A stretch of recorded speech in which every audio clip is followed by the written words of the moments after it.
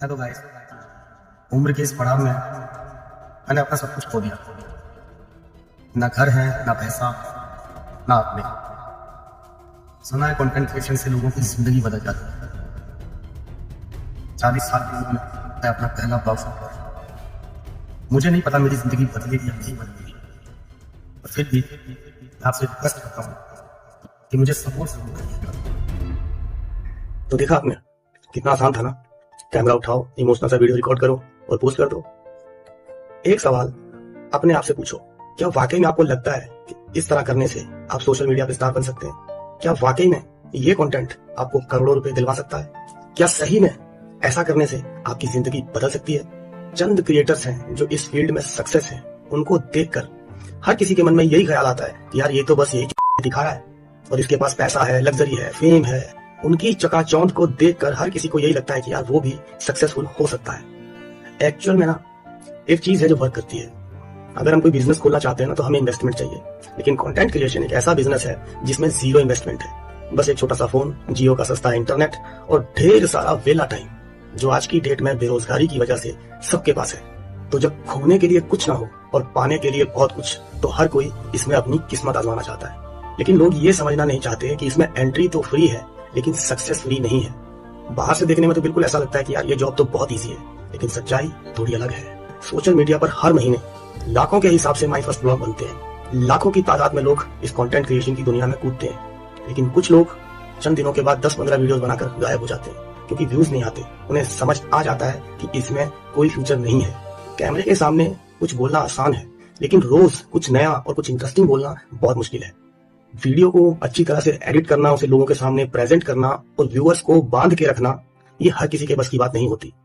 इस फील्ड की सबसे डार्क रियलिटी ये है कि आपके पूरे पैशन का, आपकी मेहनत का, आपकी लगन का, आपके सपनों का, आपके 24 घंटों की कंसिस्टेंसी का, आपकी ओवरऑल मेहनत का, आपकी ओवरऑल डेडिकेशन का फैसला सिर्फ एक अंगूठा करता है, वो भी 1 सेकंड के अंदर। आज की डेट में 90% जो यूथ है सिटी का, वो कंटेंट क्रिएशन की तरफ भाग रहा है। कुछ लोग साल 1.5 साल लगाकर साइड हो जाते हैं, लेकिन कुछ लोगों का ब्रेन वॉश किया गया है कंसिस्टेंसी बोलकर। वो लगे रहते हैं 1 महीना, 2 महीना, 6 महीने, साल, 2 साल, 4 साल, 10 साल। फिर अंत में जब हासिल कुछ नहीं होता, फिर वो ना आगे के रहते हैं ना पीछे के। फिर उन्हें झेलनी पड़ती है जिल्लत, बेइज्जती। पर अफसोस इस बात का है कि हमें उन हारे हुए खिलाड़ियों के वीडियोस देखने के लिए नहीं मिलते। कंटेंट क्रिएशन का एक अलग ही लेवल का हाइप क्रिएट कर दिया गया है, बिल्कुल ऐसे जैसे किसी IAS IPS की तरह, कि जैसे पता नहीं है कितना बड़ा काम है। इसे इस तरह से लोगों के सामने प्रेजेंट किया गया है कि इसके सिर्फ फायदे ही फायदे हैं, इसके नुकसान कोई नहीं गिनवा रहा है।